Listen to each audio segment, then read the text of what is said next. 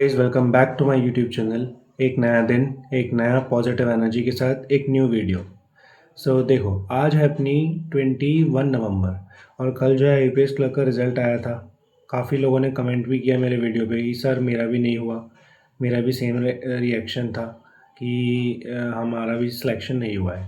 वो तो ठीक है, अब वो चीज़ तो ओवर हो गई है। अब मैं आपको एक नई चीज़ बताने जा रहा हूँ, कैनरा बैंक एम्प्रेटाइज, जो कि 3500 पोस्टों के लिए उन लोगों ने निकाला था एक एप्लीकेशन। मतलब उसमें ऐसा था कि जिसको भी इंटरेस्ट है, मतलब बैंक में काम करने के लिए, तो वो उस फॉर्म को भर सकता है। और उसने ग्रेजुएशन करा होना चाहिए एंड एज उसकी थी अप टू 28। तो अभी मेरी 24 ही एज है। मैंने उस फॉर्म को भर दिया था, फिलअप कर दिया था अप्रेंटाइज को। एंड इतना मतलब लकी हूँ मैं, इस बार पहली बार ऐसा हो रहा है कि उसमें मैं सिलेक्ट हो गया। मतलब मेरे को डॉक्यूमेंट वेरिफिकेशन के लिए मेल आया है कि मेरे को जाना है डॉक्यूमेंट वेरिफिकेशन के लिए। और 25 तारीख को, मतलब इसी 25 नवंबर को मुझे जाना है। और उसमें सब कुछ लेके जाना है, 10th की मार्कशीट, 12th की मार्कशीट, और मतलब जो भी सारी डॉक्यूमेंट्स रहते हैं ना इम्पोर्टेंट वाले, ग्रेजुएशन की मार्कशीट एंड सब कुछ, फ़ोटो वोटो, आधार कार्ड एक्सेट्रा, तो सब कुछ ले जाना है वो। एंड उसमें मैं जो है अभी डॉक्यूमेंट वेरीफाई होंगे पहले। उसके बाद एक एलपीटी होगा, लोकल प्रोफिशिएंसी टेस्ट, जो कि बहुत इजी होता है। मतलब उसमें लिखा है एआई में कि वो बस इतना बोलेंगे कि आप हिंदी में जो है बोल के बताइए। सिंस आप मध्य प्रदेश के रेसिडेंट हैं तो आपकी लैंग्वेज, लोकल लैंग्वेज हिंदी आनी चाहिए। एंड लिख के बताइए हिंदी आती है कि नहीं, बस इतना रहेगा। एंड डॉक्यूमेंट वेरीफाई करना रहेगा हमें, और उसके लिए मेरे को जाना है। सो मैंने कल से सोच रहा था कि इस पे एक वीडियो बनाऊंगा। मैंने जब फ़िलअप करा था तो मैंने ऐसे ही फ़िलअप कर दिया था बेरोज़गारी को देखते हुए कि भाई ये इतना कंपटीशन टफ़ हो रहा है इनमें, क्लर्क में, पीओ में, तो मेरी जॉब लगती है कि नहीं। तो मैं जो भी मतलब मेरे को लगते हैं ना फॉर्म्स की यार, हालांकि मेरी लाइन इनटू टीचिंग ही है, इनटू टीचिंग ही जाना है मुझे फाइनली।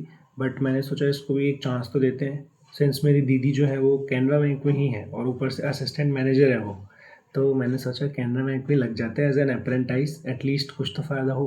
तो मैंने जस्ट मज़े मज़े में फॉर्म भर दिया और सिलेक्शन भी हो गया मेरा उसमें।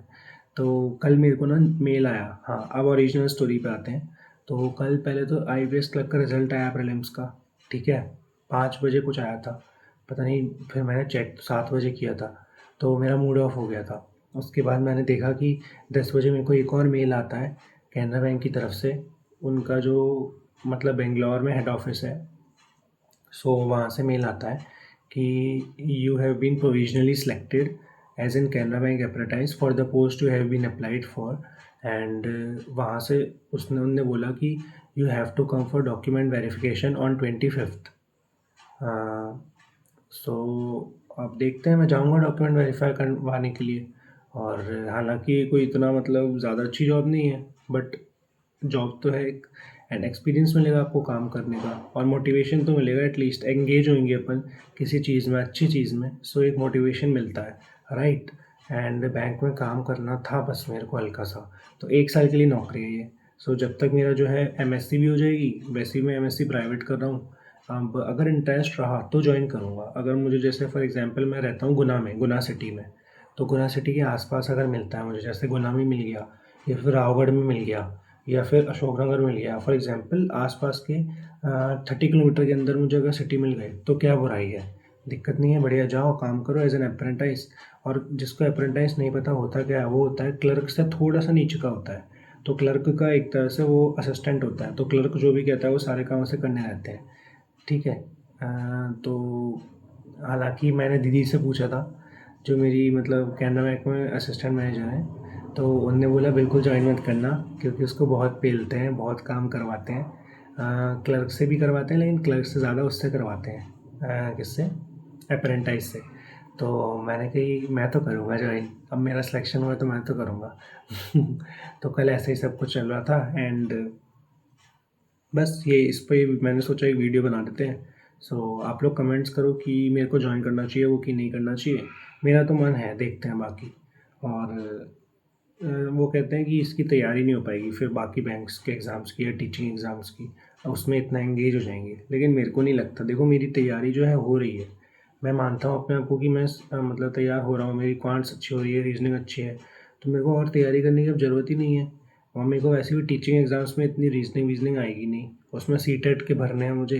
एंड अब जैसे टीचिंग एग्ज़ाम्स के लिए बहुत अच्छी वैकेंसियाँ निकली थी, मैंने उस पर एक वीडियो भी बनाया था, सेपरेट शॉर्ट वीडियो।